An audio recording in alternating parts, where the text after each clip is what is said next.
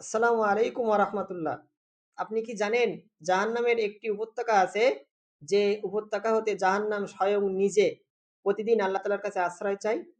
আল্লাহ রাসূল সাল্লাল্লাহু আলাইহি ওয়াসাল্লাম হাদিস শরীফে বলেছেন, তাতাওয়াজু বিল্লাহি মিন জুব্বিল হুজুন। তোমরা আল্লাহর কাছে আশ্রয় চাও জুব্বুল হুজুন থেকে। সাহাবীরা বললেন, হে আল্লাহর রাসূল, জুব্বুল হুজুন আবার কি? আল্লাহ রাসূল তাদের উত্তরে বললেন, ওয়াদিন ফি জাহান্নামা তাতাওয়াজু মিনহু জাহান্নামু কুল্লা ইয়াউমিন আরবা মিয়াতি মাররাতিন।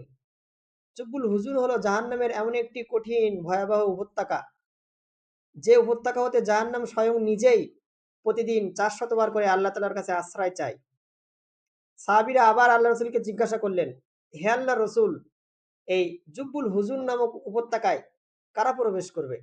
আল্লাহ রাসূল সাল্লাল্লাহু আলাইহি সাল্লাম তাদের উত্তরে বললেন, জুব্বুল হুজুন নামক কঠিন উপত্যকায় ওই সমস্ত ব্যক্তিরাই প্রবেশ করবে যারা লোক দেখানো পৃথিবীতে আমল করে, এবং যারা লোক দেখানো কোরআন তেলাওয়াত করে, তারাই জাহান্নামের এই কঠিন উপত্যকা জুব্বুল হুজুনে তারাই প্রবেশ করবে।